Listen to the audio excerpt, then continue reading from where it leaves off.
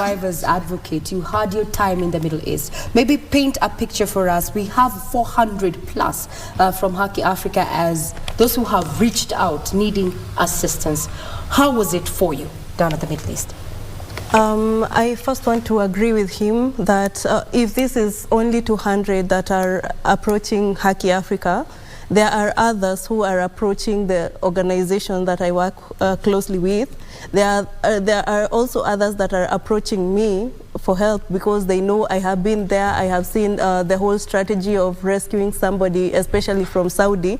So if we put all these numbers together, being that I am not the only survivor advocate that is also handling these cases on a one-on-one basis, these are so many cases, and maybe we don't get to hear about them. For example, the one that approached me, I never go public about it. There are other people on the internet that are also going public about the cases they are helping. So I want to agree with him that these are huge numbers. It's not something we can quantify exactly, but yes, I was there. I can tell for a fact that yes, Kenyans are suffering in the deportation centers because I was there as well. And yeah, the situation is dire, and there needs to be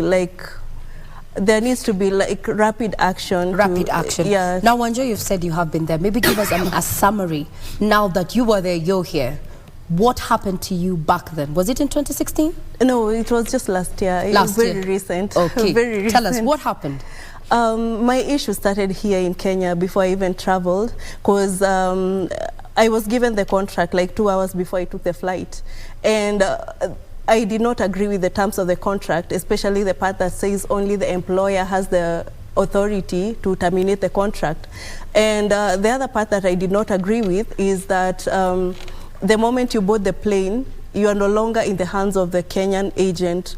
The moment you agree to board that plane, you are now in the care of your employer. So whatever happens to you, yeah. So when my situation started, when I started discussing with the agent there and then, before I even agreed to board the plane, I was told to pay back the money that I owe them. Then I was wondering, okay, I didn't even care what money it was, because at that point I had nothing. I had spent all the money I had on me. Yeah, so I agreed to go with the others, because I mean many have gone and they have survived. So I took the leap of faith literally, and I went there. Yeah, and there were a lot of red flags that I did not question even before I boarded the flight, or I even agreed to go there. But when I got there, everything was unfolding so fast. For example, I had been told that nobody will take away my passport because it was mine. I had it even many years before, because it was not my first time to travel. But now when I got there, the first thing that was taken the moment we landed at the airport was the passport. Mm-hmm. And while we were standing there on the queue, there was just an Asian, let me say an Asian person, because I cannot tell for sure if that he was Filipino or not.